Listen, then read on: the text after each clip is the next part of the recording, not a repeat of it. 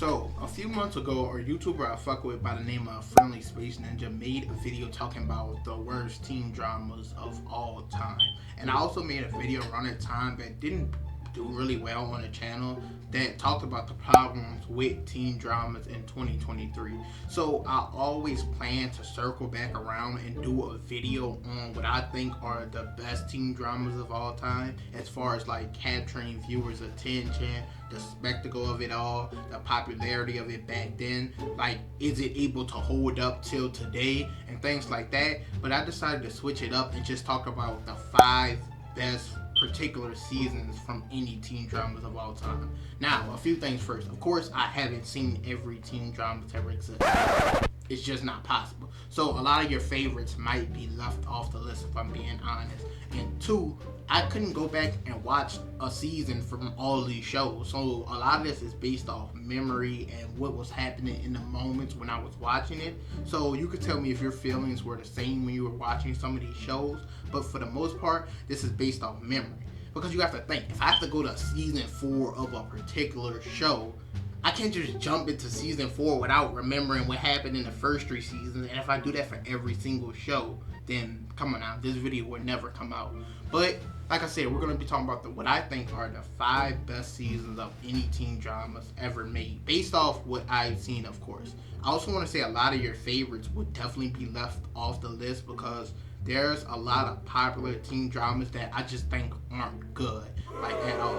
Like, I'm pretty sure most that I have on the list will be pretty respectable and you guys will recognize, but a lot, or a few others I should say, definitely won't be making the list. I don't know if I will be doing honorable mentions in this video yet, but maybe I will, or maybe you guys will tell me what I left out down below in the comments and this video could have a part 2, but let's jump right into it. I know a lot of my opinions is going to differ from a lot of y'all because I was arguing with this girl I know and she was trying to tell me The Secret Life of an American Teenager is a good show, not just a good teen drama, a good show. I think it's one of the worst teen dramas and shows of all time. She was trying to convince me it was good. So I know a lot of our opinions are definitely going to differ. But it is what it is. Like I said, you can always put your guys' list down below in the comment section. And we can hopefully make a part 2. Or if you guys want, I can also make a top 5 worst seasons of the most popular teen dramas. I'm not going to just pick any teen dramas. I'm going to try to pick ones that were actually notable or like have a place in history for this genre. And to be honest, I could fill the whole list up with Riverdale if I really wanted to. But let's get into it. Now, first up on my list, and hear me out, I'm going to explain, I'm going to go into deep detail for all of these, obviously. But first up on my list, I won't say at number 5 because I don't really have these in any particular order except for number 1. But number 5, I have The Vampire Diaries Season 2. Now, listen. I promise you, I got deep reasonings for all of these. So, Vampire Diaries Season 2 is easily the best season of The Vampire Diaries, and I'm gonna explain why. Because I think I was stuck between this one and Season 3, but let's just get into why. So, first things first, Vampire Diaries Season 2 is perfectly set up of the fallout from Season 1 with Catherine. The whole story is about Catherine, Damon getting her back, her not being in the tomb. It was perfectly set up for Season 2, where we see that Catherine is afraid of someone. Catherine is worried about someone else, and she's supposed to be like the big bad. So we get introduced to the originals. Now, this is very important because this is where the lore of the Vampire Diaries gets expanded before it's just a new big bad that's older than this big bad, that's older than this big bad. This is before all that started happening, and the lore actually made sense. And the originals, easily the coolest characters to ever come out the Vampire Diaries series. And then we get introduced to the best villain, not just in this show, of any show all time. And I'm going to stand on it. And that's Klaus Michelson. So, while I was stuck between this season and Season 3, it's mainly because Klaus, actually, when he first got introduced, they introduced him in Alaric's body, which I didn't really like. Especially once we got to see Joseph Morgan play him.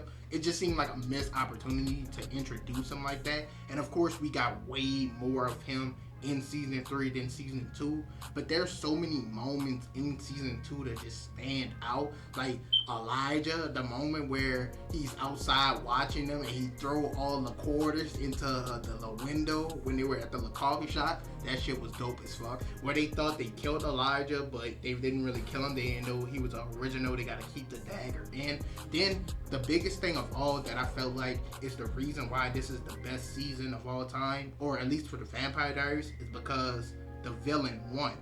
Klaus wins in the end. That doesn't happen a lot. Like, if he wins in the end, it not only introduces the best characters, but they win. And it also helps catapult these characters into a stratosphere where they got their own spin-off that I personally think is better than the Vampire Diaries. So this has to easily be the best season for the Vampire Diaries, and I had to put it on this list. If I would have left this off, I know my comments would have been flooded, or they should have been at least, because this guarantees or definitely deserves a spot on the list. Now, next up on my list, I have Pretty Little Liars Season 2. And I think you'll get a theme with most of these teen dramas, because a lot of them don't continue to be good past, I would say, Season 4, if I'm being completely honest. So it will be a lot of the earlier seasons.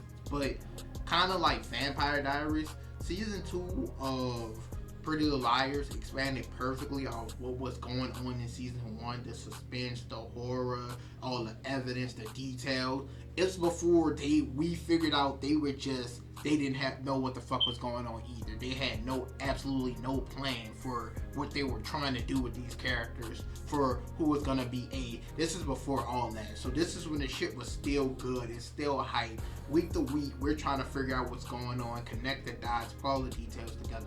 This is that time. And I think this is honestly my favorite season of this show, mainly because of the finale, and that's because of Mona. This is when Mona became one of my all-time favorite characters in that show. At first, she was kind of, I wouldn't say relevant, she kind of was irrelevant, didn't really have any big important factor in the show. She was just around from time to time. Most people were suspecting the girls or Ezra or so many different people, and I think the Mona reveal was just done so well, especially with it being Spencer. I think this was at the point that Spencer started to be the standout girl in the show for me as well, because what is her name? What is her actor's name? I'm gonna have to pull this up. I can't remember her actor's name. Troyan Belisario, I think is her name. But this is the point where she started taking the fuck off and carrying, because Emily got boring, if we're being honest. Like, she started to get boring, redundant as a character.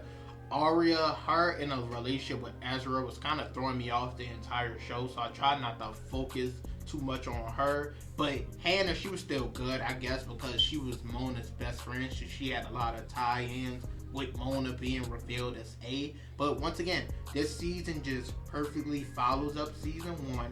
This is before we realized, we took down the curtain and realized nothing was back there. They had no plot, no plan, or anything. They were just throwing stuff at a wall, seeing if it sticks. This is before we got a whole bunch of plot holes. I believe there were still some in this season, and in season 1 that never gets revealed or talked about again. But for the most part, things stuck the landing. And going into season 3, I was kind of, when I finished season 2 and it was Mona revealed as I'm like, why are we having a season 3? I'm like, okay, maybe Allison is alive, of course, and she needs to be revealed, and there's more to the story. There's enough but then the shit just got wonky. The shit got trash, if I'm being real.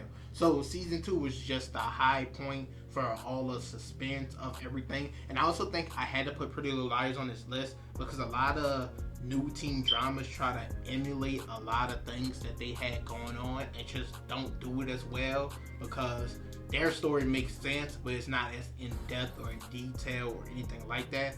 But I also want to throw a recommendation. If you like Pretty Little Liars, there's a show called Cruel Summer. I believe it's on Freeform. I don't believe it was on, I don't even remember. But I think I would recommend you guys to watch that if you enjoy Pretty Little Liars, as this is probably one of the few shows that try to capture the gold that Pretty Little Liars had, and I feel like they did it correctly and in an interesting way. So I recommend, what I said, Cruel Summer, if you're looking for another show like Pretty Little Liars.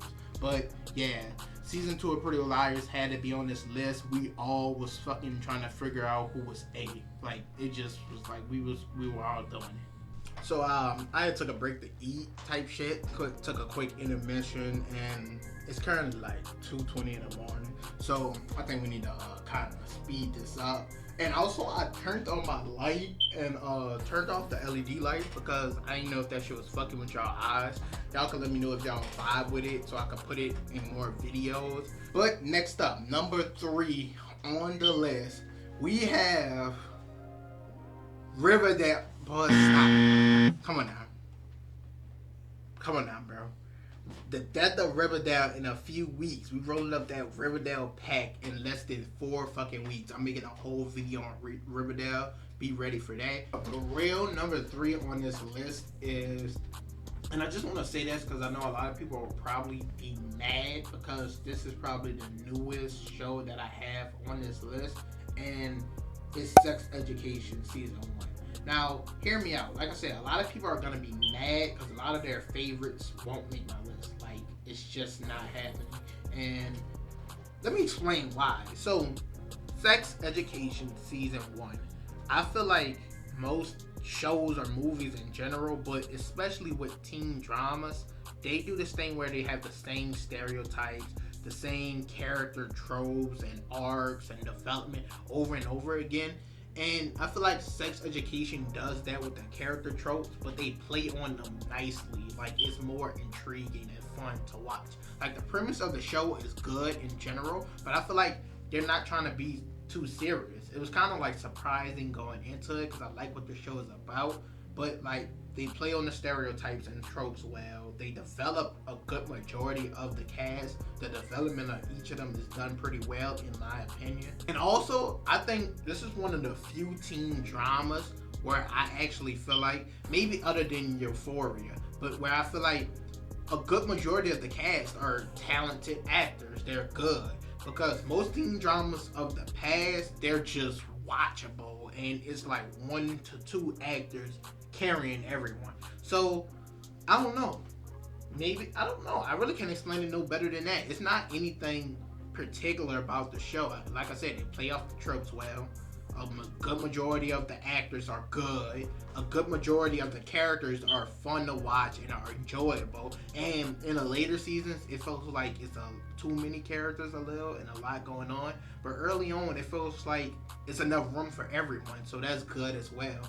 So I don't know. It's just was surprising is all. Like I said, a lot of people are going to be mad this is on the list. This is a top 5 best seasons of any teen dramas of all time.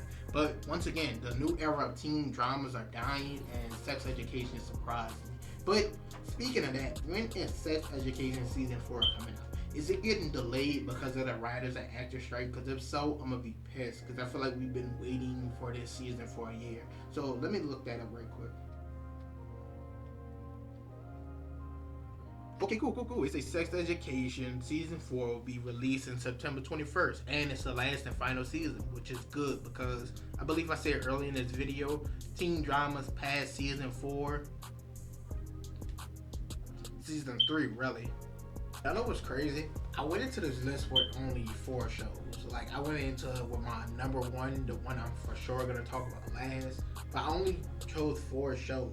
Because I thought when I Googled all the popular teen dramas, or just teen dramas in general, I'll be able to pick out 5 seasons just like that. And I've seen a lot of teen dramas that I don't have on this list. Like Euphoria, 13 Reasons Why, Outer Banks, Elite, The OC, On My Block, Cruel Summer, Gossip Girl. I ain't see all of the Grassy, but a good majority. Teen Wolf, Riverdale, The Society, All American. So like I've seen a good majority of teen dramas, but I just can't like choose a 5th season. So damn, maybe this video will end with just 4, and you guys can let me know your list down below, what I've left off, what I'm missing. I know you guys are gonna say shit like Euphoria, but bro, especially because I had Sex Education in the video, a lot of people gonna say Euphoria is probably the new, like, as far as teen dramas, the new best teen drama. I just don't think so. Bro, people can't tell me Euphoria storyline after season 1 made any fucking sense what went down in season 2. And honestly, I don't, bro. At the time of recording this video, actually, RP English Cloud. That's kind of crazy. That's kind of sad. I actually was supposed to make a video talking about just cancel Euphoria season 3. It was supposed to be in replace of this video. I was supposed to record that first, but I decided not to go through with it because, like, who cares about a season 3 of a show when real life shit going on? But like, Euphoria season 2, so much events took place that made no fucking sense, and people just don't talk about it. They just love the show. So no, Euphoria is not going on my list, but I was gonna make a whole video about canceling season 3 because it's already getting pushed back to 2026. And what I was gonna talk about in the video was mainly the actors. I didn't know Alexa Demi was 32 already. Like, what? She's gonna be 35 playing a teenager? And I also saw they were gonna do a time skip or whatnot, but no, we don't want to keep it. But once again, let me just move on from the topic. Like I said, I wasn't gonna make a full video because like real life shit going on now, but I'm going on a whole rant of why I don't have 5 shows. This is fucking crazy. Like, if you're watching this part of the video, I only got 4 shows. I guess I'm skipping to my number 1. I'm sorry, I don't know what to tell you. Now, my number 1 on this list, and this was kind of hard because this is probably one of the most linear storylines, especially as far as teen dramas. They're all pretty linear, but this is literally like one thing connects after another for several seasons, that it was hard to narrow it down to one specific one. And I think this is the best teen drama of all time, definitely my favorite, and it's One Tree Hill season 3. Now, I narrowed it down to season 3. Once again, it was kind of hard to do because it's a lot of different aspects of multiple seasons that make this season what it is. It's so much setup leading up to all of this, and I really can't explain it no better than that. Like, if you never watched One Tree Hill, first of all, like I said, best teen drama all time, you need to go watch it. Like, once again, I might not even talk about One Tree Hill season 3 first. Like, what I want to talk about is One Tree Hill is one of the few teen dramas that actually did a time skip well. We all know teen dramas do these time skips and they be so fucking pointless. Fucking Pretty Little Liars did it. It was so fucking weird and strange. Fucking Riverdale did it. It was fucking completely useless and ass. Like, a lot of teen dramas do it, and once again, Euphoria is talking about doing it. It never really works out well, but I feel like One Tree Hill, they did it, they excelled at it because we got 4 seasons of them being in high school, and then got the time skip at the perfect time before it got dry, before anything ran out, and we got to see their lives after, them as adults. And it kind of resonates with me more now because I'm a young adult. I'm 20, so I'm kind of going into the era they were going in after high school. So I was able to continue watching the show as if like I'm growing up with them, going through the same problems and growing into adult. So I definitely think this is just one of the best teen dramas of all time. And season 3, like I say, it's just so much setup. The main thing that makes season 3 the best season to me is, of course, season 3, episode 16. Now listen, my One Tree Hill fans, if you're a One Tree Hill fan, you know what this episode is. This is the school episode where Jimmy goes in, gets a gun. We know what happened. So this episode probably one of the most highly suspenseful, fucking heart-pounding episode of any TV show I ever watched. Like, the shit was insane. And why it's the best episode is, I think Dan, he doesn't get enough credit. What was the actor? Paul Johansson, I think, doesn't get enough credit for being one of the best villains of all time. Killing, wait, spoilers. Oh my God. I forgot spoilers. If you haven't watched this, I don't know. The show is 20 years old. It's 2 decades old at this point. But I can't even talk about season 3 without spoiling it. But like, we know what happened. I just gotta say we know what happened. He's one of the best villains of all time. And he's one of the best characters in general because after season 3, his road to redemption for the rest of the entire show was so fucking good. Like, I was trying to explain to my sister, she was trying to say he's not a good character, but I was trying to say just because you don't like him doesn't mean he's not a good character. He's an amazing fucking character. Really, like, he's the antagonist of the whole show since the very beginning. He has this, like, godlike complex, this overarching plot of, like, he's everywhere at once. He's in everyone's business. He want to control everything. And we see that throughout every season. And I think just in season 3 is where it reaches the climax of him being the villain. And then everything after that is his road to redemption. And once again, I can't explain it no better than that without spoiling way too much for the people who haven't seen it. And I should just say it because the show is once again 2 decades old.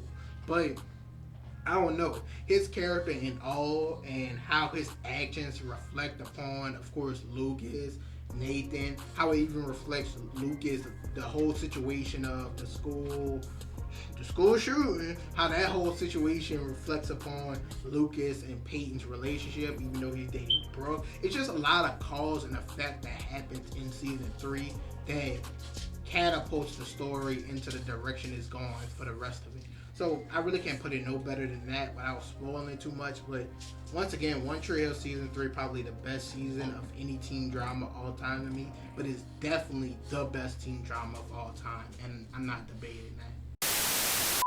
So that's pretty much it for this video. I'm pretty sure this is my first face reveal on the channel.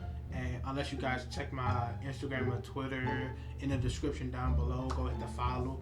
But yeah, this is my top 5 seasons. Really not even the top 5 for teen dramas of all time. Best seasons. Really top 4 and a rant about not finding another season. But I turned my lights back on. I want you guys to also let me know down below in the comments if the lights are a problem, is it hurt your eyes or anything like that. And also comment down below you guys' favorite teen dramas.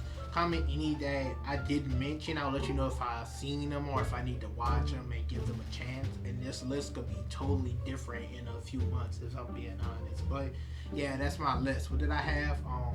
Pretty Little Liars season 2, Vampire Diaries season 2, Sex Education season 1, and One Tree Hill season 3. And I think that's a pretty solid list. Like, I know a lot of people are gonna have a lot more like classics to like, probably like Veronica Mars, Smallville, things like that. But like, I don't know. I pretty much like my list. Like, you guys could comment yours down below. But once again, let me know what else you want to see on the channel. Movies, TV shows that you want me to dive deep into, break down, whether it's character deep dives, whether it's reviewing the whole entire series as a whole, giving my thoughts and opinions. You can let me know, put any recommendations down below in the comments. Like I said, follow me on all the socials. We're about to get this channel popping. I'm trying to be more consistent, even though I want to make longer form content, like 40+ minute videos diving deep into characters and TV shows. I want to try to be more consistent and upload more on the channel. So once again, leave a like, comment, subscribe. Let me know what else you want to see, but I'm out. Left me in the past, but it's good for you. I put the city on my back, you put the hood on who. I know that all these niggas mad, but I'm comfortable.